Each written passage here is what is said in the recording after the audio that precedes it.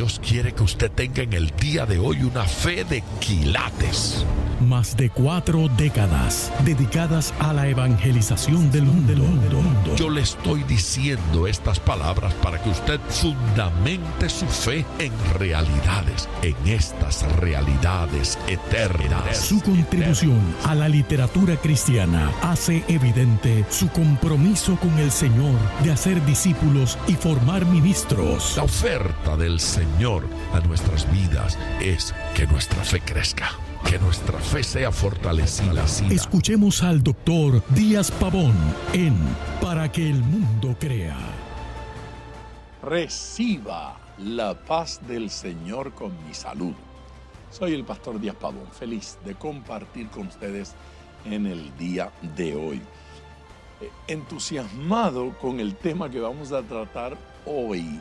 No sé si al decir el título de este mensaje, el tema de esta reflexión que vamos a compartir en este día pueda ser mal interpretado, pero lo hemos llamado Yo soy rico. Ojalá y el prejuicio de alguien no diga apago esta transmisión, me voy de la radio, me retiro de la televisión o simplemente no voy a escuchar este mensaje a través de YouTube. Yo comprendo que ha habido gente que ha exagerado este tema. También comprendo que ha habido personas que simplemente han abusado del tema de las finanzas. El asunto ese de dar, el tema de diezmos, el tema de ofrendas, en ciertos lugares ha sido abusado, me parece que mal enfocado. Ocasionalmente se enfoca hacia la riqueza simplemente como un mecanismo para lograr mis propósitos, para obtener cosas. Lujos puede ser, comodidades, logros personales y nada más. Pero en el orden bíblico, en el orden escritural, en la Biblia, en la vida de Jesús, en la vida de Dios, en la vida de los profetas, de los siervos del Señor, ¿qué papel jugaron las finanzas? ¿Qué papel deben jugar las finanzas en nuestra vida personal? De eso me parece que es que tratan los versículos que vamos a considerar en el día de hoy y creo que nos van a ayudar a ajustar mejor qué lugar juegan las finanzas.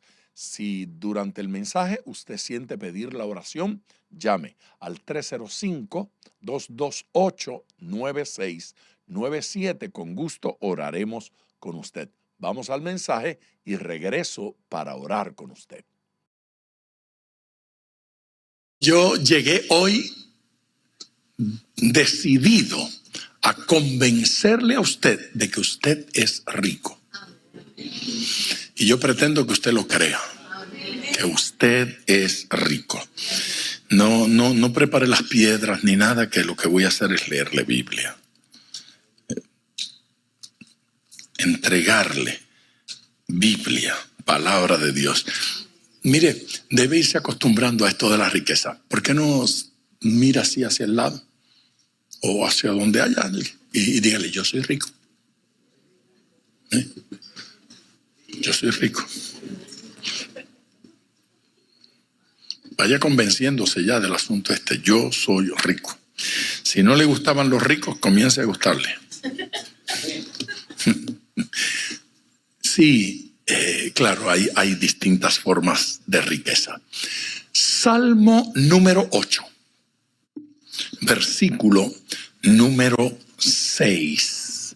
Yo pretendo que usted descubra cuán rico es. Le hiciste señorear. Está hablando del hombre, de los seres humanos. Está hablando de usted.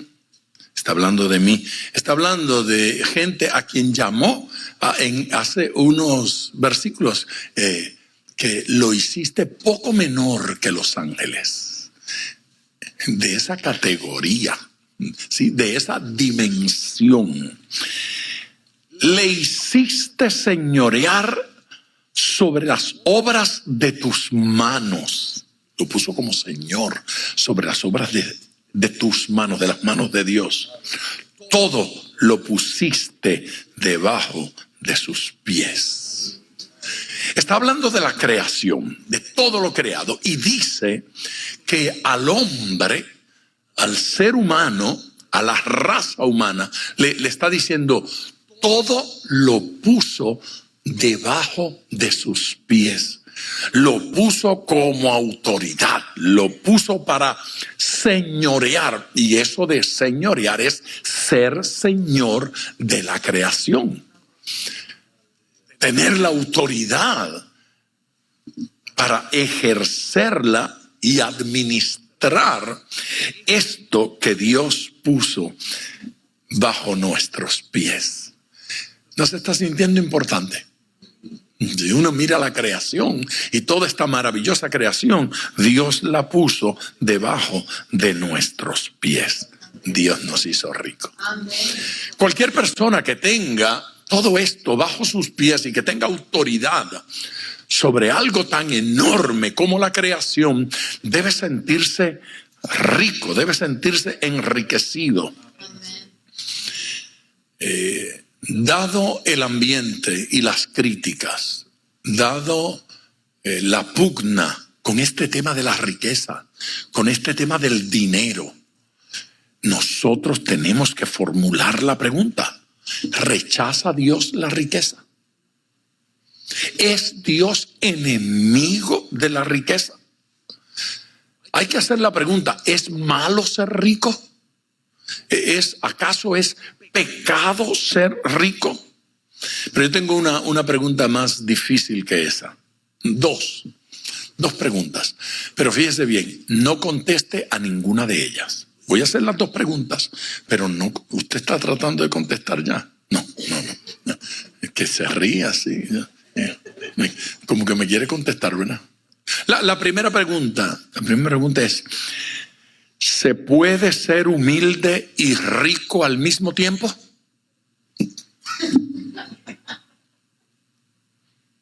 Si le estoy rogando que no conteste. ¿Se puede ser humilde y rico al mismo tiempo? La segunda pregunta: ¿usted conoce algún pobre orgulloso? De la que no debe... No, que no conteste. ¿Usted conoce algún pobre orgulloso? Si usted conoce un pobre orgulloso y conoce un rico humilde, entonces los postulados de nuestra sociedad idolatrando la pobreza deben ser cuestionados. Esa idea de que el dinero es malo y de que poseerlo es malo, cuidado. Yo pretendo explorar un poquito en el día de hoy cuán malo puede ser esto. Y para explorarlo tenemos que ir a la Biblia. Tenemos que preguntarle a Dios. Nuestros criterios no son la autoridad. Nosotros podemos pensar que no hay nada tan maravilloso como tener mucha plata. O podemos pensar que no hay nada más cercano a Dios como ser pobre y tener escasez. Pero ese criterio nuestro no tiene valía a menos que sea un criterio bíblico. Por lo tanto, acabemos con la discusión, acabemos con la pelea. Vamos a la Biblia, vamos a las Escrituras y dejemos que la Biblia nos responda. Y a la acusación de, ese pastor está hablando de dinero y de riqueza desde el púlpito. Mire, ¿sabe? Nadie me ha acusado en 4 décadas y media de enfatizar mucho en ofrendas.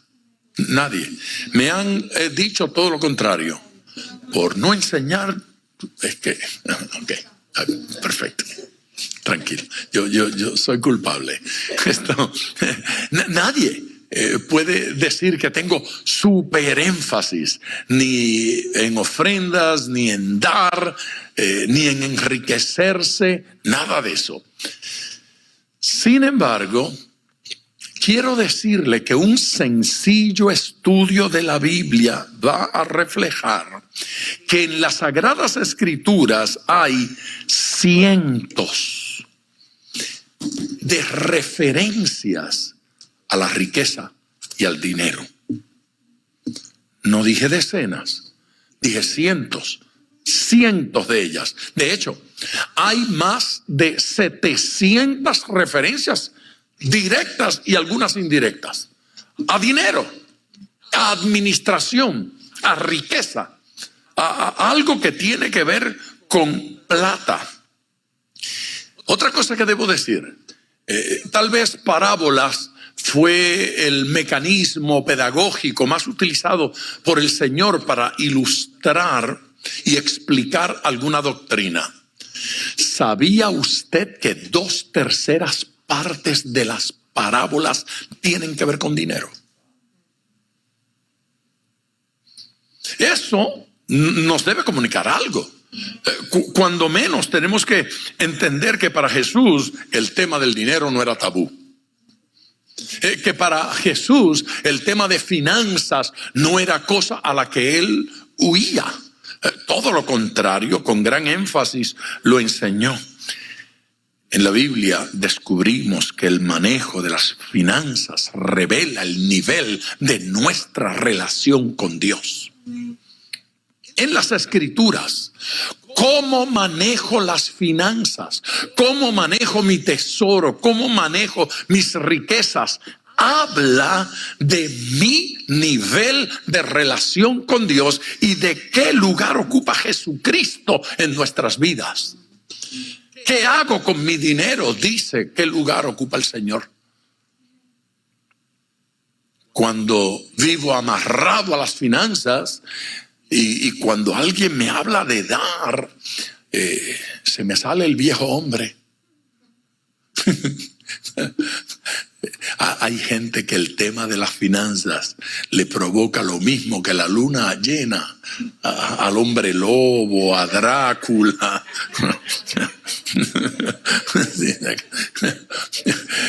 Tengo un amigo que lo llamaba retromorfosis. Sí. No era una metamorfosis, sino una se le salía lo maligno. Pero no debe ocurrir. No debe ocurrir. Es que la gente cuando escucha el tema de ofrenda sienten que lo van a asaltar. En algún momento van a sacar los cañones y van a decir: abra su chequera, ¿no es cierto? O su billetera. No se trata de eso. Se trata de algo más serio y más profundo. Amén.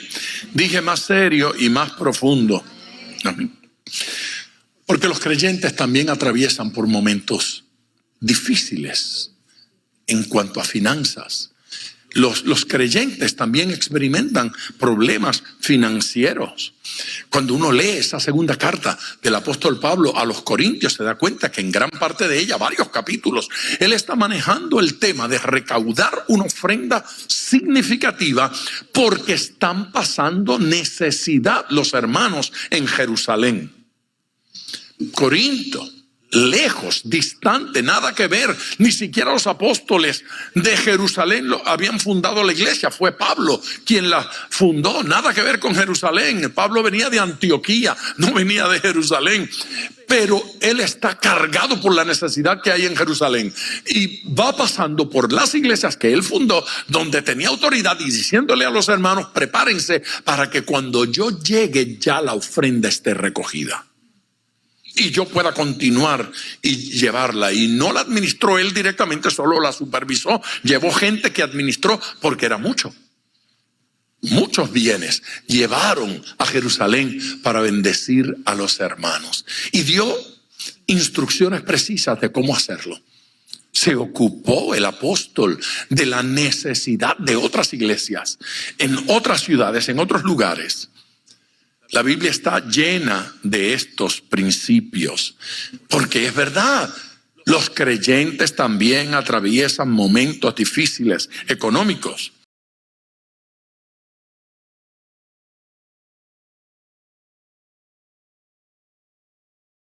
Aplicar los principios bíblicos resuelve problemas.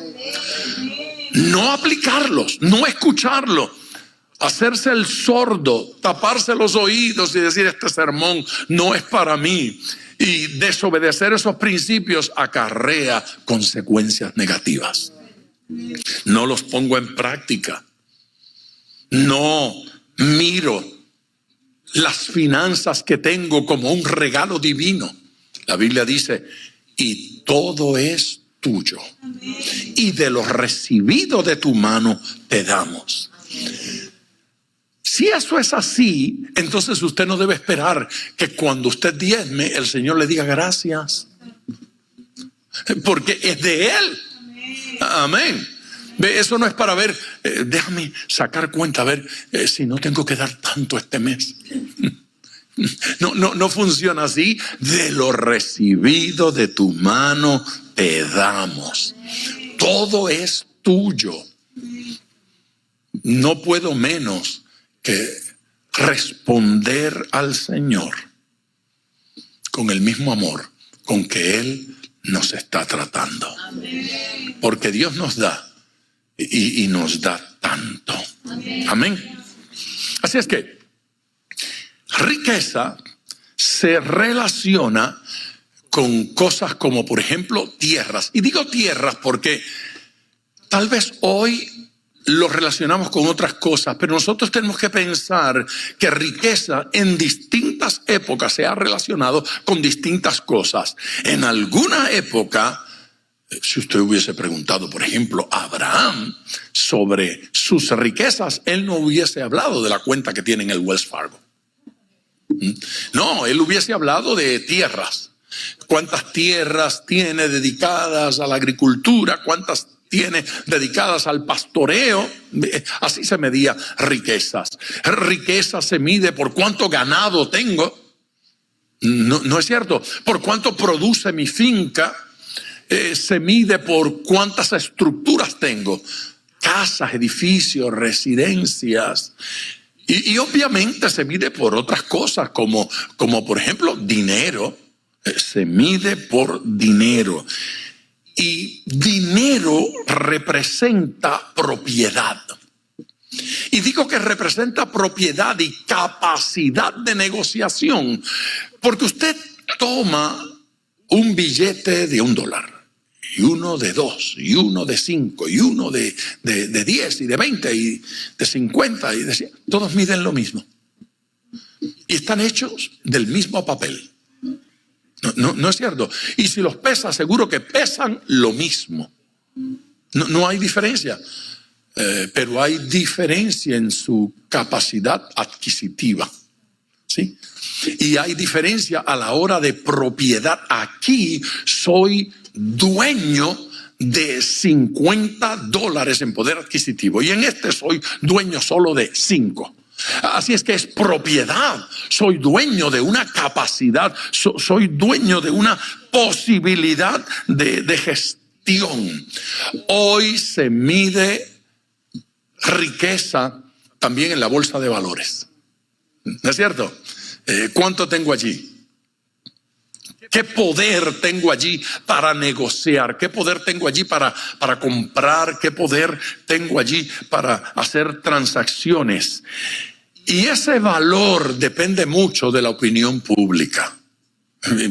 Usted puede tener muchísimo dinero allí en una empresa y basta con que cambie la opinión de la gente con respecto a esa empresa y usted se puede quedar. Sí.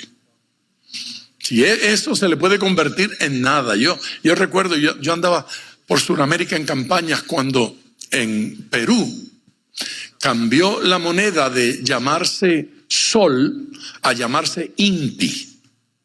Inti. Inti es una palabra en quichua que significa sol. Lo único que le cambiaron fue el idioma. En el país tiene ambas lenguas, son oficiales, el castellano y el quichua. Pero lo cambiaron. Ya no era sol, ahora era inti. Pero le borraron unos cuantos ceros. Así es que no recuerdo exactamente cómo fue el cambio, pero algo así como que lo que antes eran 100,000 soles, ahora eran 10 intis. Y eso significa que si usted tenía 100,000 soles en el banco, de la noche a la mañana usted solo tenía 10 intis. Eso sucedió en Alemania cuando en la Segunda Guerra Mundial la gente se suicidaba, se tiraba de los edificios, porque se dice que para comerse una hamburguesa usted necesitaba una carretilla del dinero de ayer. Porque de hoy para mañana, cuando la gente despertó, la moneda se había devaluado. Lo hicieron a propósito. Los millonarios se suicidaban porque hoy tenían millones y mañana tenían nada. Por ejemplo, leí una vez la historia de un hombre que había vendido sus propiedades para hacerlo todo líquido. Él quería líquido y había vendido una fortuna en propiedades. El día antes había recibido el dinero. El día antes lo depositó y dijo: ahora voy a vivir de esto el resto de mi vida. Y al otro día, cuando amaneció, era un muerto de hambre. Ahora no tenía los edificios, no tenía la casa, no tenía la empresa y tampoco tenía dinero. Se suicidó. Fue horrible. Pero así es la bolsa de valores, depende de la opinión. Cambia la opinión para bien y su dinero se multiplica. Cambia para mal y baja. Y si uno está muy atento a eso, se vuelve loco.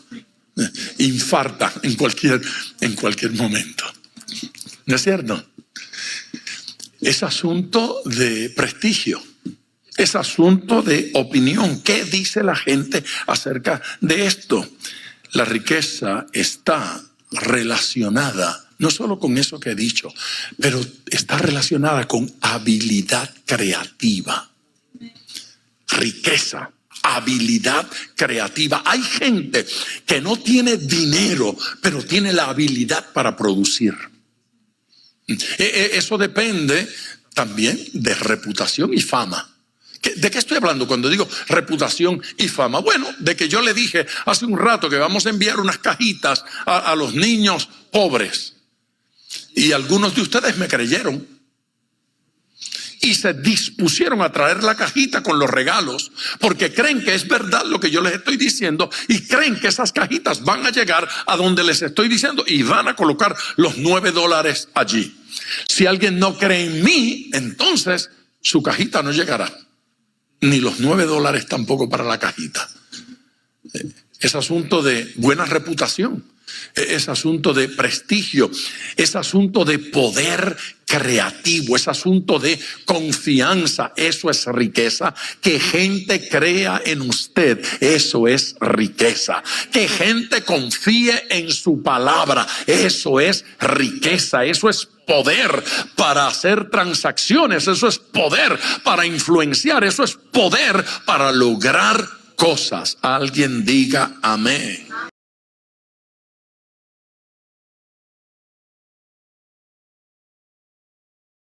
No siempre lo que Dios nos da es dinero, pero ¿qué tal cuando nos da esa capacidad creativa, esa habilidad? Capacidad de crédito. ¿Ha visto eso de capacidad de crédito? Gente que no tiene el dinero, pero cualquiera se lo presta. ¿Es bueno, es malo tener esa capacidad? Pues todo depende para qué lo voy a usar. Cuando lo utilizo simplemente para cubrir mis caprichos y mis antojos, entonces sirve de muy poco. Pero cuando decido hacer equipo con Dios, con el Señor, y decir: tú me lo diste con un propósito, tú me has dado esta capacidad con cierto propósito, yo quiero honrar ese propósito. Amén. Esa confianza que gente nos tiene es riqueza. Eso es un tesoro. Por esa confianza podemos influenciarlos para hacer cosas buenas, para bendecir, para invertir en cosas que valen la pena. O tal vez no tengo millones en mi cuenta. Dije tal vez. No tengo millones en mi cuenta, pero de pronto conozco gente que sí los tiene y lo puedo influenciar. Puedo influenciar a esa gente para que invierta de cierta manera. Por lo tanto, la riqueza es lo que Dios nos confía. Lo voy a decir otra vez. Riqueza es lo que Dios nos confía. Eso que Dios ha puesto en sus manos. Y puede tener que ver con lo material. Pero también es lo espiritual. Dios le ha dado a usted riquezas espirituales. Usted debió haber dicho amén con mayor gozo. Por lo tanto, lo voy a repetir. Dios nos ha dado cosas materiales. ¿Sí? Usted está vestido. Amén. ¿Desayunó? No. Bueno, porque no quiso. Porque usted tiene cosas materiales, pero usted tiene riquezas espirituales que el mundo las llama intangibles, pero son reales. Amén. Esas riquezas espirituales. ¿Cómo no va a ser riqueza espiritual que un hombre se pare frente a otra persona, le hable de Cristo y esa vida sea transformada totalmente? Totalmente. Cuando veo a un pecador que se arrepiente, se convierte a Jesús, deja de ser mentiroso, ladrón, de repente era buena gente, pero no era salvo. Estaba en rumbo al infierno y esa vida fue transformada y cambiada. Eso es poder, eso es riqueza. Amén. O esa hermana que tiene una palabra de Dios en su boca y sabe bendecir, y mientras otros se unen al cacareo del chisme, esta no chismea, sino que encausa hacia vida y hacia bendición. Y hay gente que se acerca allí porque esa hermana tiene no una queja, sino una palabra de Dios en su boca siempre. En mi pueblo había una hermana la hermana Cali, y la gente llegaba. No había día que fuera yo a esa casa que no hubiesen varias personas allí para consultar a la hermana Cali. Era sabia y tenía una palabra de Dios y un consejo. La gente llegaba allí. En Caracas, la hermana Chepa, Josefa Díaz de Ozono, una mujer hermosa, una anciana, un apartamento alto en el centro de la ciudad. Siempre estaba llena su casa. Y estaba llena de gente muy influyente. Era gracioso porque Chepa era una ancianita que no tenía quien le hiciera la limpieza en la casa. Así que cuando uno llegaba, regularmente tenía un delantal amarrado. Porque ella cocinaba y uno llegaba y allí estaba rápido preparándole comida y la escobita y limpiando y haciendo. Ella hacía su propio aseo. Ella se ocupaba de todo. No era rica, pero era influyente. Y la influencia es riqueza. No era adinerada, pero era rica. Reunidos en alguna ocasión, y bueno, el estadio nos va a salir muy costoso para esa campaña. Y Chepa decía, ese es el estadio que está en tal sitio. Ajá. Ay, el administrador de ese estadio es un hijo espiritual mío. Yo me lo gané para Cristo hace unos años. Yo lo voy a llamar. Unas horas más tarde teníamos el estadio gratis para la campaña. Ella no dio un centavo, pero nos economizó varios miles de dólares. Entonces ella hizo una aportación de 10 o 20 mil dólares a la campaña sin girar un cheque. No, ella no tenía una cuenta de mucho dinero, pero ella era rica. ¿Cuántos entienden eso que estoy diciendo? Estamos hablando de riqueza. Y yo le estoy diciendo que usted es rico. Y como dijo amén tan bajito, lo que le voy a decir ahora es que cuando menos Dios quiere que sea rico. Amén. Sí, aunque su amén no sea muy rico. Mira, sea rico en amenes para que le llegue el resto. Dios quiere enriquecerle. Y en su vida hay más riqueza que lo que usted ha visto hasta el día de hoy. Por favor, alabe. Sí, en lo material, sin duda. En lo espiritual. ¿No es verdad que el trabajo es riqueza? Si usted tiene trabajo, usted tiene algo que millones de personas en el mundo envidian. Riqueza se llama riqueza. Educación es riqueza. Si usted estudió, si usted puede estudiar, si usted sabe leer y escribir, si usted tiene un título, si usted tiene un diploma, si usted tiene un certificado, eso es riqueza. Educación es riqueza. Familia es riqueza. Si usted tiene familia, si usted tiene un hogar, si usted tiene un esposo, una esposa, hijos o padres o hermanos, si usted tiene familia, usted es rico. Hay gente que no la tiene y daría cualquier cosa por tener un hermano como el suyo. Daría cualquier cosa por tener un hijo. Daría cualquier cosa por tener un amigo. Quien tiene amigos tiene riquezas. Usted tiene amigos. Si no tiene amigo, muéstrese amigo, porque cuando nos mostramos amigos, gente se interesa en la amistad con nosotros. Talentos. Los talentos son riquezas. Amén. Ese muchacho nacido en un barrio malo, con pocas posibilidades, y de repente alguien descubre. En mi pueblo hubo un muchacho, Luis no sé cuánto, ya no recuerdo el apellido. Siempre estaba peleando en la escuela. Siempre estaba peleando. Él se peleaba todos los días.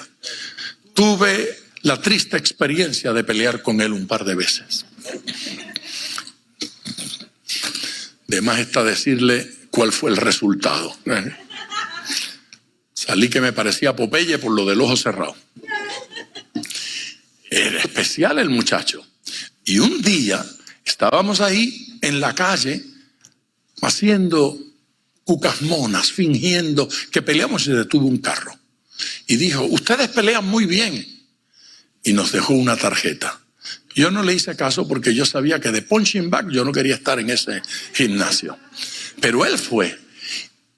Y un par de años más tarde éramos fan de él. Porque ahí estaba peleando aquí, peleando allá, ganando. De un mal barrio, de una pobre familia, con pocas posibilidades, descubrió una habilidad en sus manos que le enriqueció. No fue campeón mundial, pero resolvió sus problemas económicos. Sí, una personita en una esquina cuya voz, hace unos años, un mendigo en una de nuestras ciudades, aquí en Estados Unidos, solía narrar allí mientras pedía carreras de caballo, partidos de fútbol, y un señor en un gran carrazo que se detuvo, lo escuchó y le dijo, toma, nárrame uno de béisbol. Y le narró un partido de béisbol. Y entonces le dio algo más y le dijo, nárrame uno de fútbol. Y entonces luego le dio una tarjeta y le dijo, llámame a este número. Y lo contrató para ser la voz, narrador de una de las cadenas de deportes más grandes de la nación. Y eso corrió aquí en Estados Unidos, la noticia por todas partes, porque todo el mundo quería entrevistarlo y saber cómo había sucedido que agarrara un contrato enorme en la cadena más importante, porque a este señor le pareció que el mendigo tenía una voz interesante y que narraba un juego de fútbol, un partido de béisbol, como poca gente podía hacerlo. Ahí estuvo años en toda la nación realizando esas transmisiones especiales. ¿No le parece a usted que talento es riqueza? Diga conmigo, talento es riqueza. Otra vez conmigo, talento es riqueza. Talento es riqueza. Dios nos bendice con dones. A veces un oído afinado, para entender entre un tono y el otro. El mío es zurdo de ambos lados. Sí, pero gente, una voz extraordinaria, talento, y tienen la capacidad de hacer cosas extraordinarias, tienen la capacidad de hacer cosas maravillosas, tienen la capacidad de cambiar no solo su realidad, pero la realidad de mucha gente. Proverbios capítulo 10, versículo 22. Dice claramente: la bendición de Jehová es la que enriquece y no añade tristeza. La bendición de Jehová es la que enriquece. Ve, allí no está diciendo simplemente que la bendición de Dios es la que me hace millonario. No, está diciendo más que eso. Está diciendo que esa bendición en mi vida es riqueza. La bendición de Dios equivale a riqueza en mi vida y produce cosas. Cuando hay bendición de Dios, se producen otras cosas.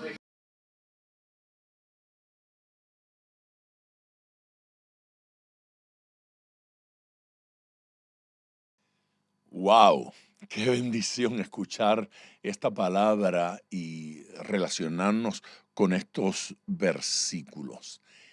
A ver, finanzas, riqueza, bendición económica, de alguna forma es esa capacidad o esa bendición que Dios nos da para crear, para diseñar, para hacer.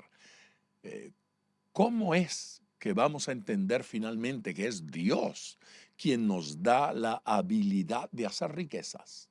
La habilidad de multiplicar nuestro dinero, de suplir a nuestras necesidades y de poder bendecir a otros. Las riquezas no son malas, las actitudes son malas. Hay malas actitudes hacia el dinero y hacia el prójimo. Nuestro número para la oración: 305-228-9697. Padre Celestial, gracias por toda esta gente preciosa que ha estado escuchando, por toda esta gente que ha estado atenta a lo que estamos compartiendo de tu palabra. Yo te pido, Señor eterno, que este mensaje sirva para sanar corazones, para que no tengamos apetitos insanos hacia el dinero, pero tampoco rechazo, que seamos capaces de recibir todo lo que Dios tenga para nosotros y recibirlos con un propósito específico. Esas bendiciones deben ser recibidas, Señor, para usarlas para tu gloria y honra. Siembra esa idea en cada corazón. Siembra esa actitud en cada corazón. No hemos de amar el dinero, pero tenemos que apreciar todo lo que Dios nos da. Tenemos que valorar lo que Dios pone en nuestras manos y creer que todo lo que Dios nos da sirve para bendecir, para ayudar y para ministrar a otros.